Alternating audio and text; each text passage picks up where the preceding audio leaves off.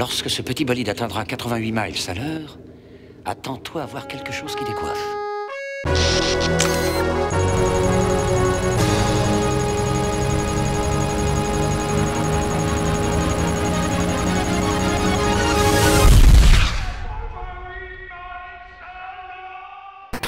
Bonjour. Salut. Et bienvenue dans 88 miles à l'heure, votre émission dédiée au Tool Assisted Speedrun.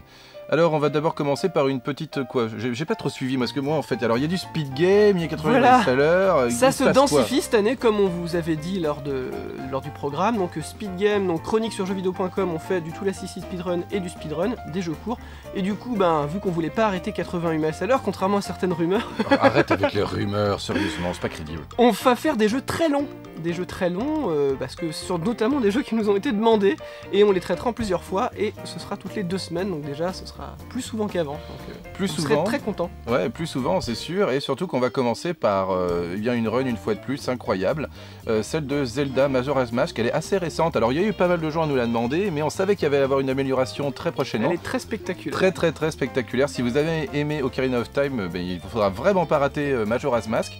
Eh bien, je propose qu'on se la lance tout de suite et puis on se retrouve juste après pour vous dire au revoir.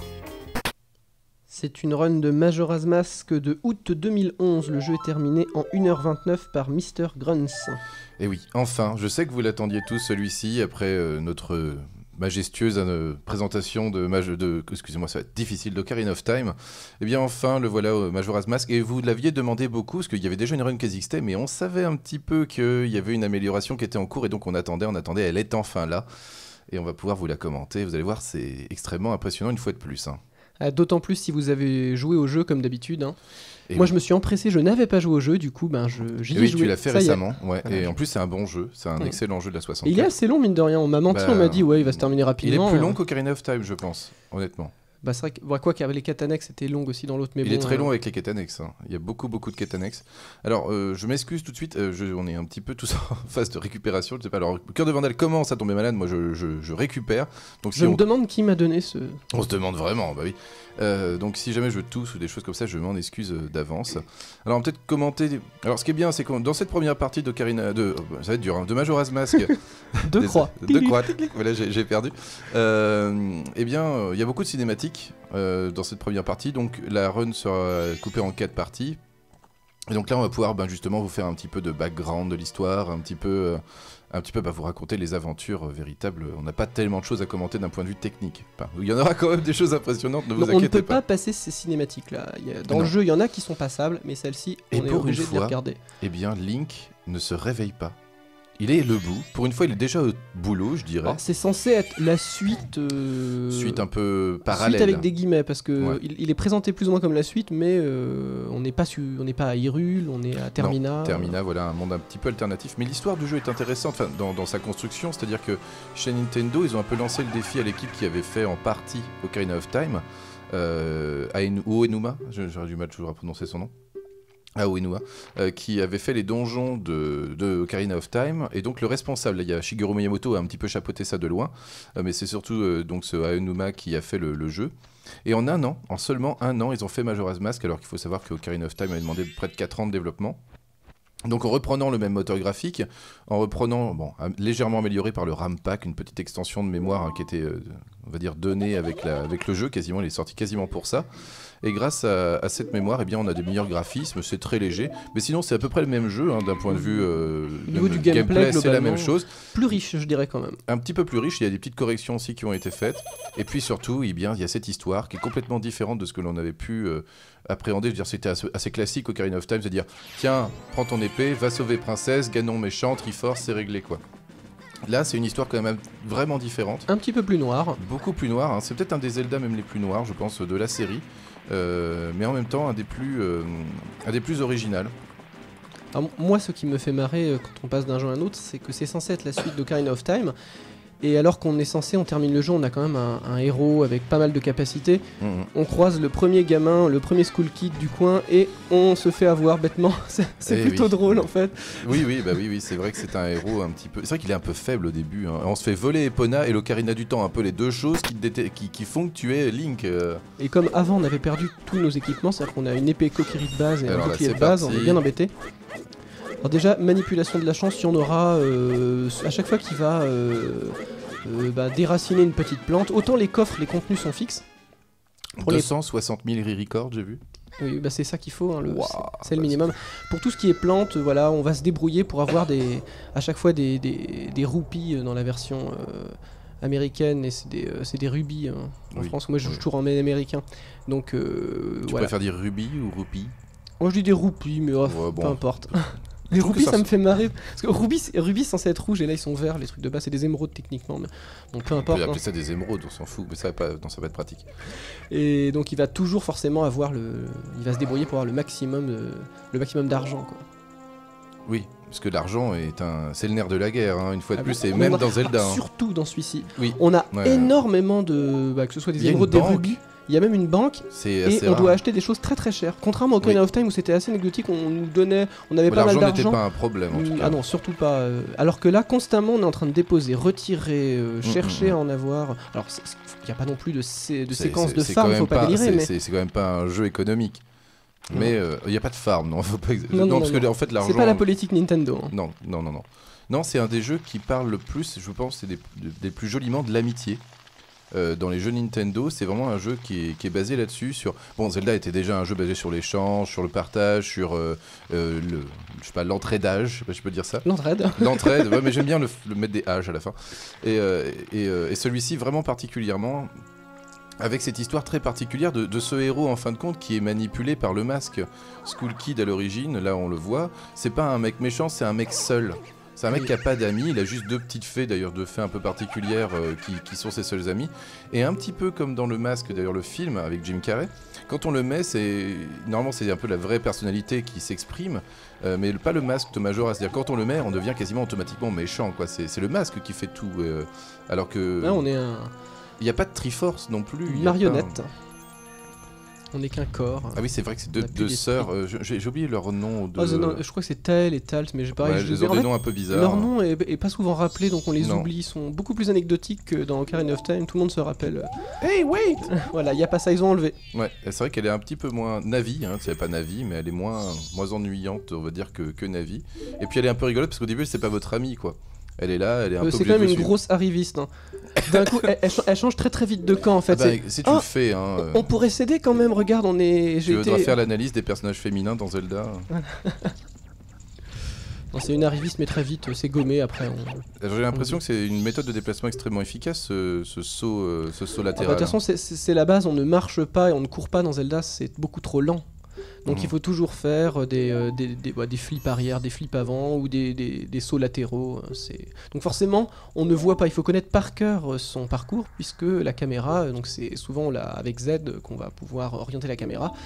Là, on n'a pas de raison de le faire parce qu'on sait où on va et c'est même mieux parce qu'il faut faire des sauts latéraux. Donc, alors ça, c'était une des capacités de la peste Mojo. Voilà, une des deux capas spécifiques. L'autre, c'est l'espèce de machin qu'on envoie là. Voilà, on peut envoyer des noix Mojo. Hein. Je sais pas, oui, c'est ça. C'est des petites noix. Je sais pas si ça s'appelle des noix Mojo. Oh, c'est des petits machins qu'on peut concentrer. J'ai découvert ça après 60 heures de jeu. Hein. Voilà.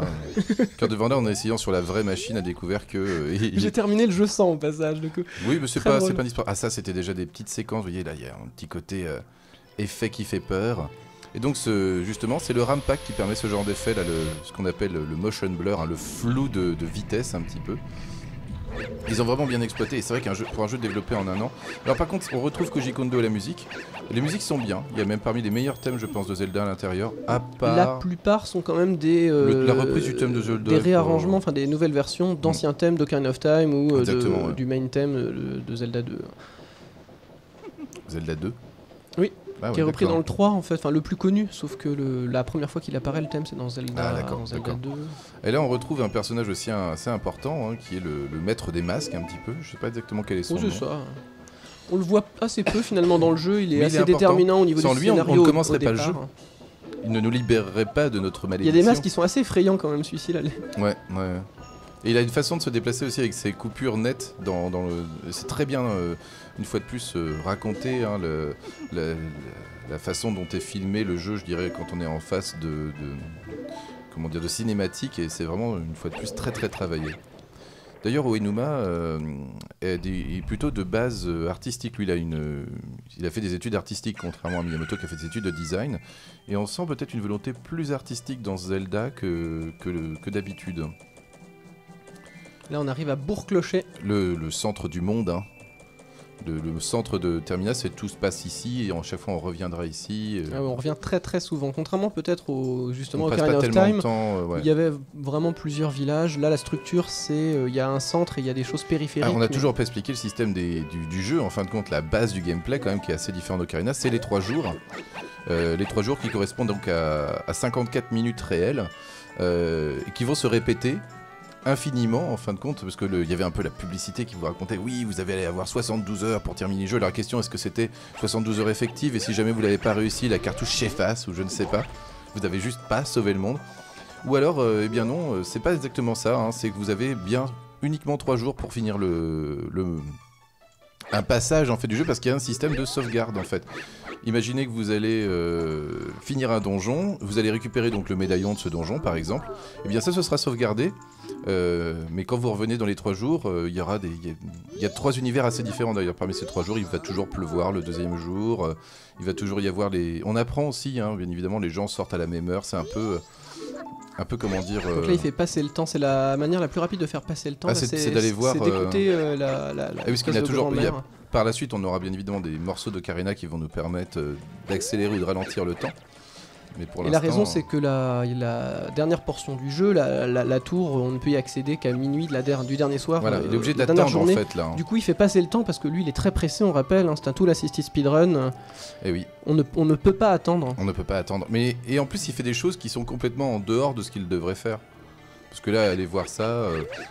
Là, ça va commencer, vous allez comprendre que on sent que c'est pas normal. Qu'est-ce qu'il fait ici? Voilà, bah c'est pareil, c'est juste que c'est plus long, mais là ça va, il fait passer du coup une moitié de journée. Moi, la première fois que j'ai joué au jeu, je m'étais fait. T'imagines, tu regardes ce truc-là pendant une moitié de journée, tu deviens fou. Mais c'est beaucoup plus long, vous voyez, que celle qui vous raconte une histoire, parce que là, il y a toute une danse. Et moi, je m'étais tapé un game over la première fois, parce que je lui ai parlé plusieurs fois, je voulais voir ce que ça faisait. Donc, j'ai découvert le game over très tôt. Je venais à peine d'arriver à Bourg-Clocher. Oui, bah c'est dommage. Oui, c'est vrai que c'est un jeu où si jamais tu perds un peu trop de temps au démarrage, eh bien voilà la banque. Et je crois qu'il va d'ailleurs négocier de manière extrêmement intéressante avec la banque. Il dépose 2 roupies, c'était très intéressant. Vous allez comprendre pourquoi. Fait ça parce qu'après, ils vont en collecter 2 fois 99 plus 2, ce qui fera, donc 200. Ça fera au total 200. Comment il va faire pour en avoir plus que... Là, voilà, ça va être du mini-farm, on va dire. Donc il y a plusieurs possibilités là, on peut casser des pots, on peut casser des plantes. Le problème c'est que dans le jeu il y a différentes zones, donc il y a des temps de chargement. Donc il va falloir qu'ils trouvent la manière la plus optimale du coup d'obtenir... Ah oui, c'est vrai, il faut récupérer les petites fées pour aller... En fait il y avait donc ces petites fées là, c'est des fragments... Et il est passé. Il est pas censé sortir, normalement le garde en fait pas du tout. vous arrête, que vous êtes, quand vous êtes soit sans épée ou en mojo, bah là vous êtes petit, vous dit non c'est trop dangereux dehors, vous ne pouvez pas sortir. En même temps ce sera un mojo avec une épée, est-ce qu'il le laisserait sortir? Ça c'est une question, parce qu'on se fait attaquer par le petit chien, c'est pas cool d'être mojo. Et il est quand même obligé d'attendre les 3 premiers jours de toute façon. La seule chose qu'il fait c'est récupérer de l'argent. Donc la manipulation de la chance, c'est normal. Bah il a pas besoin de cœur, en général le jeu de base te donne ce que tu n'as pas. Si tu manques de cœur, la priorité c'est des cœurs, et si tu as tous tes cœurs c'est de l'argent. Et si tu as tout ton argent, eh bien je ne sais pas... Avec des nuances, que des fois on veut par exemple des bombes et on a d'autres bien pas, on est assez dégoûté. Oui, bon, c'est pas 100%. Hein. Donc il est re-rentré, hein, normal. Et donc il va aller à la fontaine des fées pour récupérer son premier pouvoir magique. Ouais c'est ça, c'est le premier, c'est le fait de pouvoir utiliser de la magie ou d'utiliser sa capacité mojo de balancer sa noix. Sa mini noix là. Il y en a une par zone du jeu, donc la première est quand même très importante. Elles sont toujours aussi effrayantes les fées. C'est vrai qu'ils l'ont gardé, c'est vrai qu'elles sont assez curieuses. Le designer des fées, il avait pris quelque chose, hein. Comme dirait JDG, mais ils avaient pris de la drogue, les développeurs. On lui dit salut d'ailleurs. Ouais, on te passe le bonjour si tu regardes cette run qui va te vexer, j'en suis sûr. Parce que ce jeu est très facile évidemment. Bah oui, hein. D'ailleurs lui c'est pas de bol, il y jouera jamais, il le présentera jamais. Ça t'apprendra à voir, choisis de faire commenter que des mauvais jeux. Ouais, bon. Le Bubble Blast. Hein. Ah, c'est des bulles alors que tu lances. Alors c'est très très dur de viser, c'est pas l'arc, hein. Ça ne tire pas droit, c'est une cloche. Le système de... Enfin la... Ouais, t'es un mojo, t'es une peste oui, mais mojo. le système quoi. de visée est assez particulier. Parce qu'on pourrait dire, ah, c'est peut-être la 64, ils peuvent pas faire autrement, mais quand vous avez Non, le non, grappin, non. c'est très précis. Ah hein. non, c'est Vous avez un juste grappin pourri, les infrarouge. mojos, hein. C'est vraiment abusé. Déjà l'arc, faut s'habituer parce que Les ça tire- lasers, le grappin, ouais. Pourquoi ils ont pas fait un arc laser? Ça c'est une grande question. Ce serait trop facile. Ouais, ça doit être pour ça, je vois. Il doit y avoir de bonnes raisons à ça. Hein. Vous voyez en bas, c'est le temps qui défile en fait, c'est indiqué. Donc là, il va déposer son argent à la banque. À peine arrivé, hein, il est déjà en mode économie. Il a de très bonnes raisons à ça aussi, une fois de plus, hein, vous le verrez. On rappelle, hein, son but c'est pas de terminer le jeu, c'est d'être très riche. Voilà. Il veut racheter la ville. Ce serait marrant en même temps, un genre de mission alternative dans Zelda. Bloquer le compteur. Bah tu peux, moi je me rappelle l'avoir fait, hein, tu peux bloquer la banque, je l'ai extrêmement C'est pratiqué. quand même long. Ah oui, c'est très long. C'est un jeu que j'ai terminé, je pense, 2 fois à 100%. Donc on ressort dehors, on va refaire des sous, hein, normal. Avec les masques qui sont des quêtes, les quêtes secondaires sont vraiment très bien et hyper intéressant parce qu'on rentre dans l'univers du jeu bien plus que dans l'histoire du jeu en fait. Alors ce qui est intéressant, c'est que pour l'instant on ne comprend pas, et ça illustre bien l'état d'esprit du Tula City Speedrun, c'est qu'on n'attend pas d'être devant une difficulté pour être capable de la dépasser, on prévoit tout son parcours. Un jeu, on est déjà à la fin dans sa tête et on se dit de quoi j'ai besoin pour arriver à la fin, je vais devoir passer par là, si je veux passer par là j'ai besoin de tel objet, il faut que je l'achète. Donc il y a tout un parcours, un cheminement, on part de la fin et on va vers le début dans son esprit en essayant de raisonner, de trouver les chemins les plus courts possibles. Et du coup, il faut toujours vraiment anticiper un maximum. Et surtout pour l'argent, parce que faut pas arriver devant le marchand et se dire ah oui j'ai besoin de ça, bon ok. Ah bah non, faut aller chercher les sous alors. Non, il faut optimiser au maximum. Bah, surtout qu'il ne peut rien faire durant ces 3 jours-là. Il peut pas aller faire un donjon, il est toujours bloqué en mojo, il est pas encore en ligne, il faut qu'il attende de récupérer son ocarina du temps à la fin des 3 jours en allant voir pour la première fois Skull Kid et la fin qu'il lève du la monde. malédiction après. Hein. Oui, il y a la malédiction en plus, mais il va falloir quand même qu'il aille, il faut qu'il attende et donc il fait ce qu'il doit faire, je dirais, pour gagner du temps par la suite. Parce que dans la première run qui durait, je crois, 2h20, justement, il montrait juste, il faisait des petites démos quoi. Là, il va faire ça, normalement, là, il va faire un peu de skill. On là, est quand censé même. faire toute une quête avec l'alarme, un météorite qui se crache. On va à l'observatoire, on fait toute une petite quête avec un code. Et là, en fait, en faisant un saut sur le côté, il arrive à agripper chanceusement un tout petit pixel de plateforme et il réussit à monter. Mais normalement, évidemment, on ne peut pas le faire. Moi, j'aime bien comment il a. Et il prend pas le cœur, il n'y a pas le droit. Bah non, ça ne sert à rien. L'écart de cœur, c'est pour les noobs. Et non, surtout il perdrait du temps. Parce que quand on parle ça des arrête le 54 temps. minutes, et oui, en fait, c'est assez relatif parce que le temps subjectif est beaucoup plus long. Parce que quand vous jouez, si vous allez dans le menu ou s'il y a une cinématique, il y a beaucoup de choses qui vont geler le temps. Du coup, en termes de jeu, je dirais que moi, c'était à peu près toutes les 3 heures, à peu près que ça, toutes les 3 heures, je devais revenir dans le temps. Et encore 3 heures, c'était peut-être même 4. C'est parce que tu ralentissais le temps aussi de temps en temps. Oui, il y avait ça, mais ceci dit, c'était 4 ou 5 bonnes heures. C'est l'impression, mais c'est 54 minutes, j'ai vérifié, c'est bien Ouais, 54 ça, minutes. mais... Si tu laisses le temps s'écouler normalement donc, sans rien faire. Du coup, ça ferait quasiment 1 heure, 2 heures en ralaissant le temps, mais de fait, c'est plutôt le double, plutôt 4 heures. Oui, en général, il faut avoir le temps de faire un donjon quand même. Hein. Je peux vous dire, il y a certains donjons, les faire en 50 minutes, ce serait difficile. Alors ce qui est marrant, c'est que la première partie du jeu, là, celle que nous sommes en train de regarder, elle est relativement proche de l'ancienne, donc du coup, run qui était de Muki, puisque elle était, d'après Mr. Grunts, pas possible à optimiser. Donc il a, il a juste fait autre chose. Tout le début, du coup, il a gardé les mêmes 3 jours, et ensuite il a optimisé la suite. Et il se trouve, pour l'anecdote, que Muki a amélioré le début d'1 seconde. Et que Monsieur Grunts l'a récupéré ? Non, l'ex-editing n'est pas possible, on le sait très, c'est très compliqué, et pour Majora's Mask, c'est pas possible de changer que le début, il aurait fallu tout refaire. Il y avait 1 seconde d'amélioration sur les 24 premières minutes de jeu. D'accord. Et donc du coup, là il venait de terminer. Honteux Vendu Voilà, il a donc fait... ça c'est la grosse lune hein, qui menace de détruire le monde dans 5 minutes exactement. Ah c'est marrant parce que du coup j'ai vu... Voilà, l'ocarina du temps, vite, va le chercher. La vidéo de Usul sur ce jeu en question. Et c'est intéressant ce qu'il dit sur la lune, il parle de la lune de Méliès et c'est vrai que ça m'a frappé. Moi j'y avais pas pensé en jouant mais dès qu'il a dit ça, j'ai dit c'est vrai qu'elle lui ressemble un peu, ouais. Ouais. Il y a beaucoup de références artistiques dans ce jeu. On lui fait bonjour aussi, on va réussir à saluer tous nos amis. Voilà, Ken Bogart aussi dans le doute, si jamais tu regardes cette vidéo, on te salue. On a un peu de temps devant nous, c'est qui est bien. Parce que dit voilà, toutes les cinématiques, voilà. Donc c'est faux de dire que Zelda n'est pas dans ce jeu. C'est honteux, puisque regardez, elle est dans une cinématique. C'est vrai, alors certes, c'est un flashback. On a sa berceuse. Donc du coup, elle est là. C'est à peine un personnage secondaire, d'accord. Elle a la Triforce, il y a la Triforce dans le jeu. Tu m'étonnes, elle est couverte de Triforce. En parlant un petit peu du jeu, on a découvert quelque chose de mystérieux sur la page Wikipédia. Tu veux en parler maintenant? Oui, bah vas-y, on a le temps. Voilà, on a un peu de temps. La page Wikipédia du jeu, en y allant, on a découvert que Cœur de Vandal et moi ne partagions pas la même page Wikipédia, alors que c'était pourtant exactement le même jeu. Donc il m'insultait, il me disait que j'étais pas professionnel, que je lisais vraiment rapidement, ce qui était le cas en fait, mais même en le relisant encore rapidement... Il manquait tout un paragraphe, c'est pas... Je le trouvais pas. Et ce paragraphe est étonnant vu qu'il parle un petit peu de la façon dont, je dirais, dans les Zelda, on traite de la religion.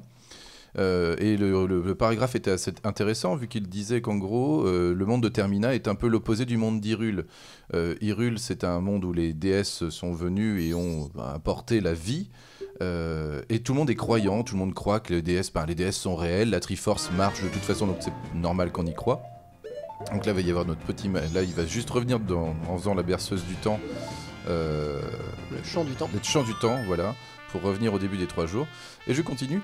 Et il s'avère que le monde de Termina, ces déesses ne sont pas là. Il n'y a pas de Triforce et ils sont beaucoup plus proches de la nature. Et les personnages à l'intérieur du monde sont des sceptiques. Ils ne croient pas. Pas aux déesses supérieures, c'est plutôt des sortes de titans, des dieux locaux. Voilà, c'est des dieux locaux. De la terre, voilà, des païens entre guillemets. C'est une interprétation évidemment. Mais... Voilà, c'est une interprétation, bien évidemment. C'est une interprétation. Ce qui est étonnant, c'est que c'était supprimé de Wikipédia. Mais pas sur tous les navigateurs en même temps, c'était ça qui était drôle. Alors, vous pouvez aller voir, vous pouvez vérifier, vous tapez Majora's Mask en anglais. Il sera trop tard, je pense. Peut-être que cette page-là aura disparu. Nous, ça nous a fait rire en fait, on comptait pas en parler, mais vu que on n'avait pas la même page. Il y a conspiration.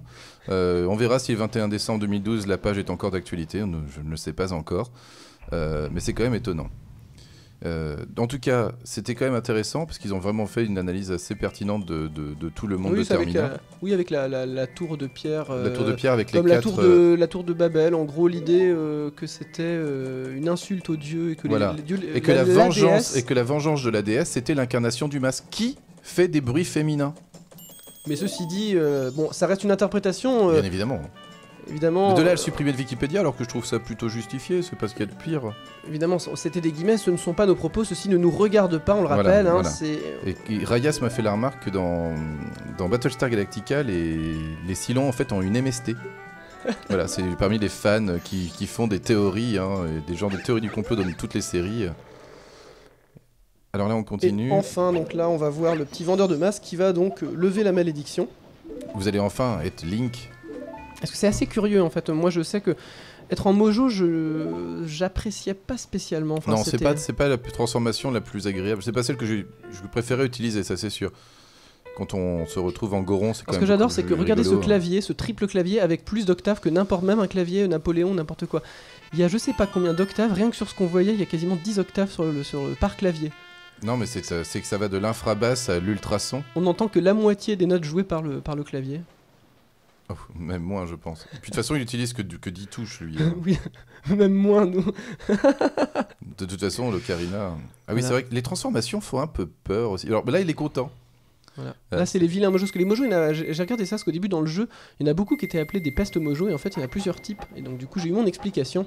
Ah oui, t'as trouvé. Et eux, en fait, je crois qu'ils appellent les mad Deku en anglais. En gros, ils parlent pas, c'est les seuls Deku qui parlent pas, et c'est vrai que ce sont les seuls mojos qui sont pas gentils. Et les mojos, sinon, sont gentils. Ils nous attaquent, bah oui, eux, ils sont gentils. Comme ceux qui font du business, ils sont gentils. Ils ont tous une tête, en fait. En fonction des castes, graphiquement, ce sont pas les mêmes. Ouais, parce qu'en général, chez les Gorons, il n'y a pas de méchants, chez les Zora non plus. Néanmoins, il y a un Goron moyennement gentil, mais c'est plus par bêtise, c'est celui qui nous empêche de rentrer dans le temple. Là, ils sont vraiment méchants, c'est des pestes. Peste, c'est quand même. Et voilà, il s'est fait avoir. Là, j'adore, c'est que. Ah oui, c'est la blague du jeu. Oui, donc je t'ai levé donc la malédiction. Maintenant, donne-moi ce que je veux, le masque. C'est-à-dire que je ne l'ai pas. Voilà.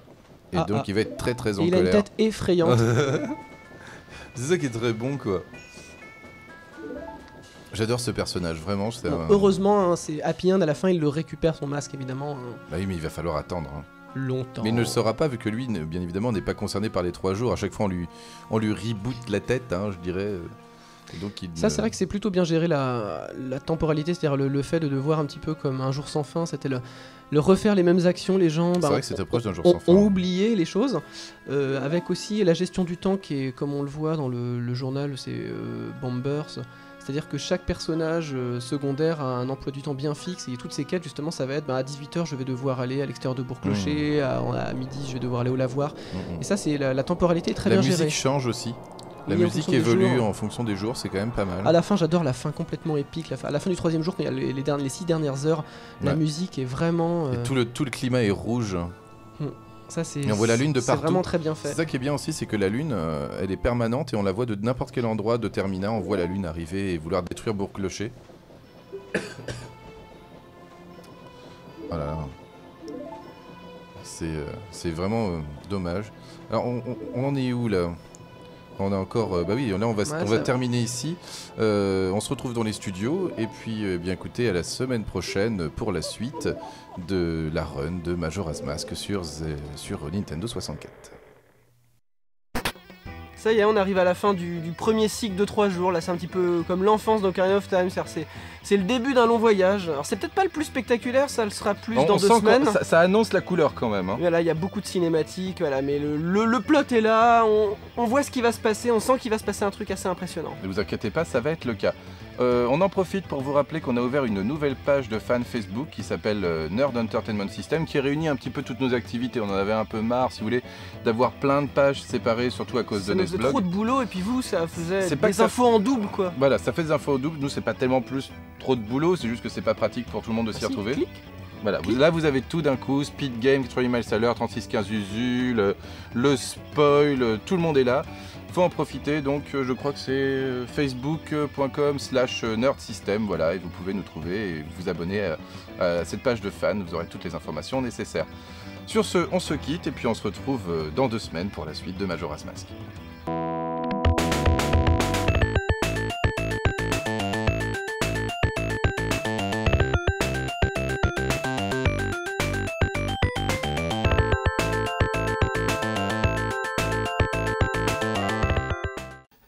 Tu te prends pour un prophète du rétro gaming, mais tu as écorché 2 fois le nom de Eiji Aonuma. C'est impardonnable, je suis un agent Nintendo. Je vais te punir comme il se doit avec l'épée de Zelda, enfin celle de Link. Je suis désolé.